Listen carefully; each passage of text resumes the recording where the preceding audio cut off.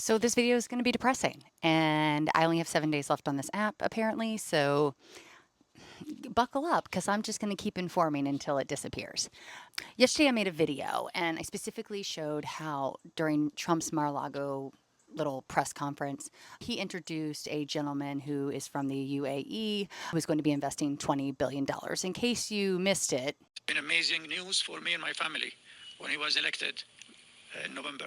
We've been waiting 4 years to increase our investments in US. he's been sitting by waiting 4 years for Trump to win to do this $20 billion investment specifically in data centers. And I just need you to understand something. Trump has been highlighting this great economy that he's going to be creating and all of these jobs. And the reality is, data centers require a lot of capital investment, like this billionaire from another nation who is coming to invest.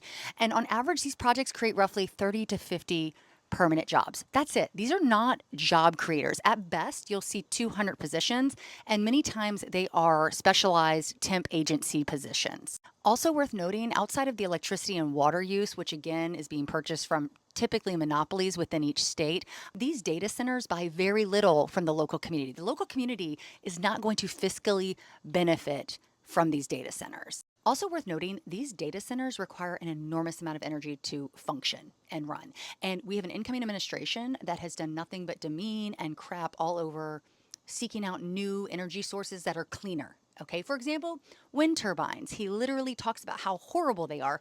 They're not, but he talks about it all the time, which means there's a fear of funding, particularly federal funding, not going towards these projects. Here in Virginia, we are in the midst of a project of a large scale wind turbine off of the port because of the fact that the data centers are drawing so much energy from Dominion Energy that they need these wind turbines to offset it to literally keep the lights on in the communities adjacent to the port. Like that is the intention behind these wind turbines. And so what if we have a natural disaster and we are impacting energy sources and we're trying to run data centers?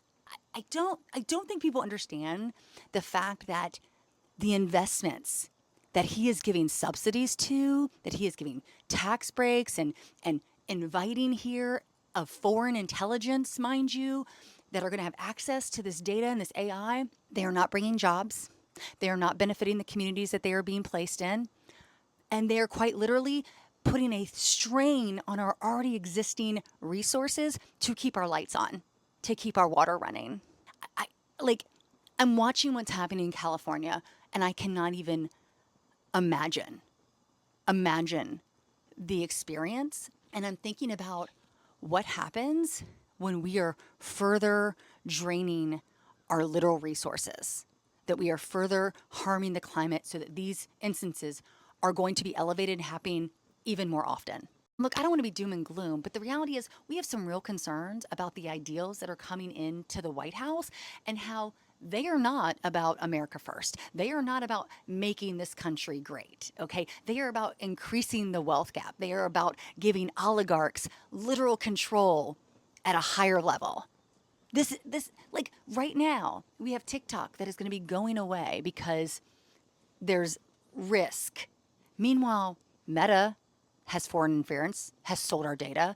X, formerly Twitter, has foreign interference, has sold our data. They're owned by singular billionaires who control the narrative and the algorithm.